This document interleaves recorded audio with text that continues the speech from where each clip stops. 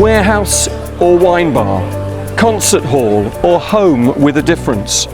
Look around the country and see the evidence of buildings that once were places of worship and have now been converted to a host of other uses.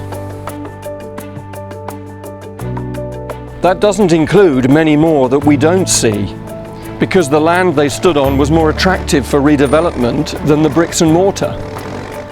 How many? One report predicted nearly 400 closures every year up to 2020. Others suggest more. Does it matter? Is there anything we can do about it? Sometimes we have to face the fact that times have changed.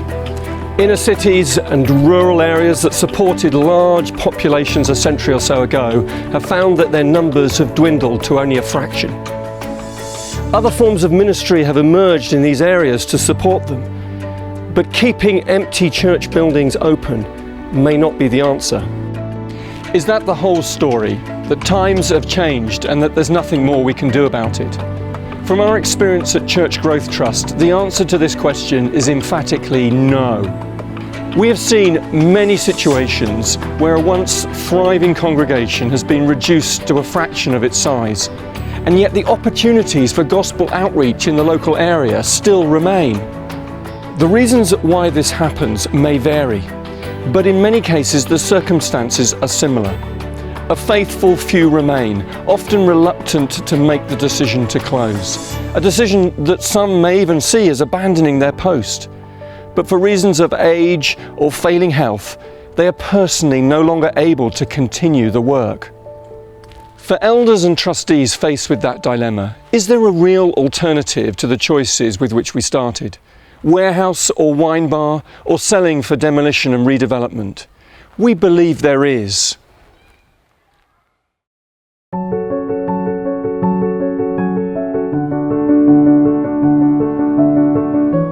In Leamington Spa, the local Brethren Assembly had been worshipping for many years in an old grammar school building of distinctive local character near the town centre. As the congregation aged and their numbers reduced, they had to come to the decision in 2006 to close the assembly and leave the building. But because the property was owned by Stewardship, the Christian charity from which Church Growth Trust developed, it was possible to look at alternatives to selling the property. That strategic location near the town centre meant that it was an opportunity for another church looking for premises. Reflecting our commitment to support and encourage local congregations that are evangelical, Bible-based and independent, an agreement was reached in September 2006 with Christchurch, who now occupy the premises.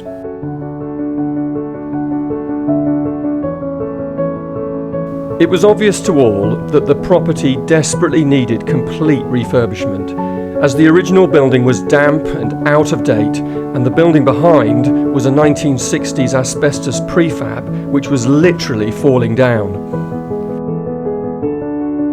We could see that the property had great potential, which could be realised through an ambitious programme of remodelling and extension. To this end, we worked with the church to make that possible.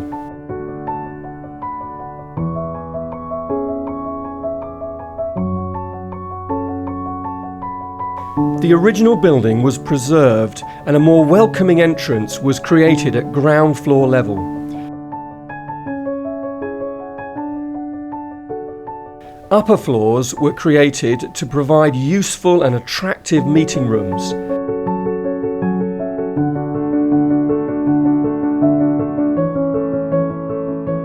To the rear of the building, a new extension was erected to provide a spacious room for worship.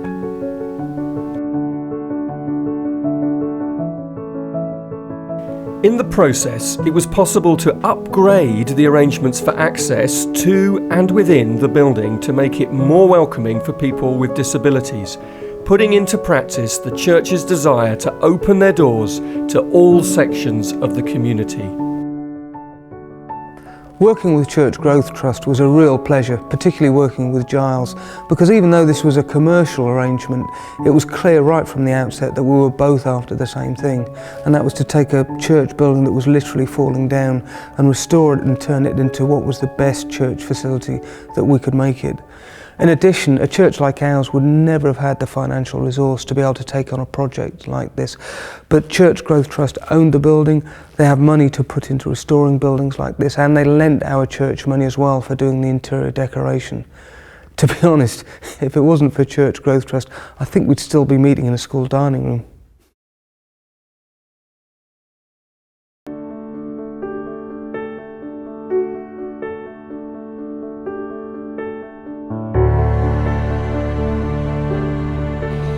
As another example, but in contrast to Leamington Spa, Glebe Hall Harrow is a case where, though they had similar challenges in terms of a declining congregation, the approach that they took was very different. Over the years, Harrow in northwest London has experienced significant levels of immigration, and the local population includes many people from the Indian subcontinent. Amongst them were groups of Christians who wished to meet for worship, but not all of whom would have been at ease in an English-speaking congregation. The Brethren Assembly had been working with a small group who had a heart to reach Gujarati people, and therefore, when the Assembly decided to close, Church Growth Trust was delighted to agree with the new church, New Life Suwata Sangat, for them to rent the building. We saw this as entirely appropriate to allow a group trying to reach a particular ethnic group when the local population is 80% Gujarati.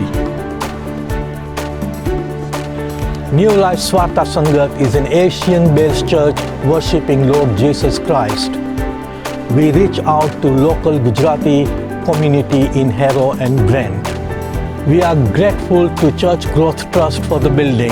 It helps us to reach out to local community for Jesus.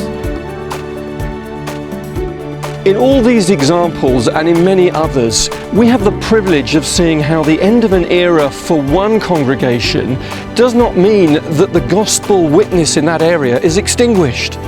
There are other options to warehouse or wine bar.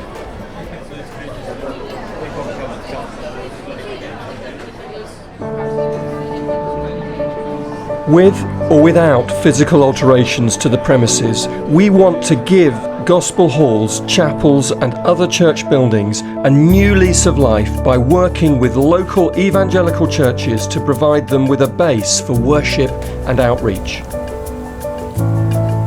Places of worship, which may have appeared to be redundant and heading for new housing or a carpet showroom, have been revived and put to new kingdom use. It is a huge privilege for Church Growth Trust to be involved in this recycling of kingdom resources and enabling the baton to be passed to the next generation that God is using to reach parts of the UK. Together they remind us of God's ability to do new things in every generation.